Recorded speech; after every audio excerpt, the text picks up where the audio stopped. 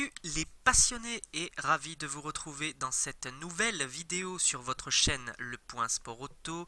Bienvenue dans ce nouveau numéro de l'Actu en Revue, numéro 5.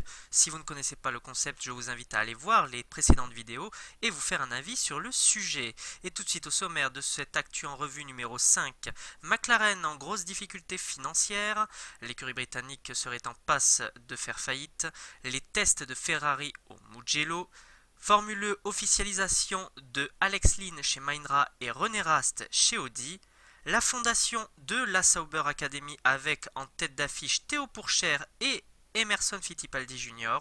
Et enfin la présentation de la nouvelle livrée Williams sans son sponsor titre Rockit. Et tout de suite passons à la première actualité, McLaren.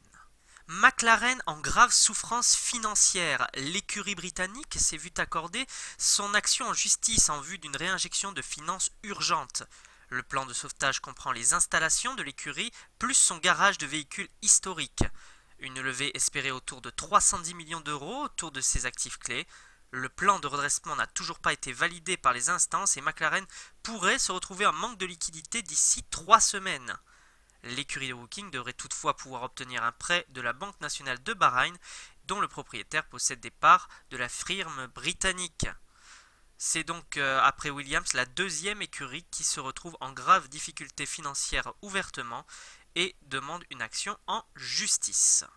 Les tests de Ferrari au Mugello. L'écurie italienne a pu tester ce mardi sur le circuit italien du Mugello. Sébastien Vettel a débuté la journée puis a ensuite passé le volant à Charles Leclerc qui avait fait auparavant une petite promotion dans les rues de Maranello avec la SF1000 qui conduiront cette année. Pour ce test toutefois, comme les autres écuries, Ferrari utilisait sa monoplace de 2018. L'écurie au cheval cabré a également pu se mettre au clair avec les règles dues au Covid-19, notamment sur le port du masque et la distanciation sociale. Tracé iconique en MotoGP, le Mugello serait favori pour poursuivre la saison européenne après le Grand Prix de Monza. Il accueillerait donc pour la première fois la F1 pour le plus grand bonheur de Leclerc et Vettel qui ont largement approuvé la piste italienne. Officialisation d'Alex Lynn et de René Rast en Formule E. La Formule E reprend ses droits en août, mais comme attendu, il y aura beaucoup de mouvements au sein du plateau. Le Britannique Alex Lynn vient donc d'être nommé deuxième pilote de Mahindra Racing.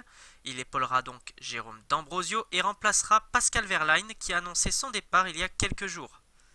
Wehrlein devrait trouver refuge chez Porsche où Neljani n'a pas vraiment convaincu en comparaison face au fer de lance de l'équipe André Lotterer. Côté officialisation encore, l'Allemand René Rast succède à Daniel Abt chez Audi. L'Allemand a été débarqué de l'écurie à la suite de l'affaire l'ayant impliqué pendant le Race Atom Challenge. Pilote de réserve de l'écurie, Nico Müller était pressenti pour remplacer Abt, mais l'Allemand est contractuellement lié à Dragon Racing.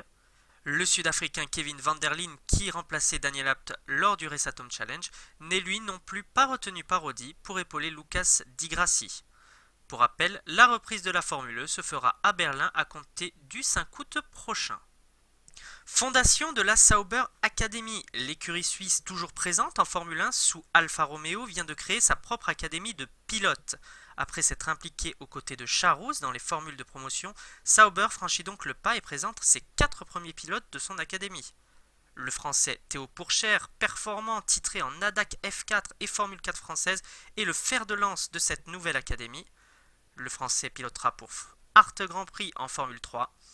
A noter également la présence d'Emerson Fittipaldi Jr., 13 ans et pilotant en karting cette année. Présentation de la nouvelle livrée de Williams en Formule 1.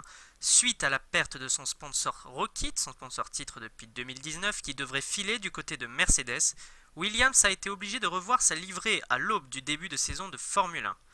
L'écurie britannique a donc présenté la version qui prendra part au Grand Prix d'Autriche le 5 juillet prochain. Le rouge inhabituel à Williams et couleur principale de Rockit a donc complètement disparu au profit du gris. On peut remarquer la présence accrue de Sofina, sponsor canadien amené par Nicolas Latifi. Le blanc et le bleu restent bien évidemment les couleurs principales de l'écurie avec le nom de l'équipe sur l'aileron arrière. Ce dernier est voué à disparaître si l'écurie de Claire Williams arrive à trouver de nouveaux partenaires.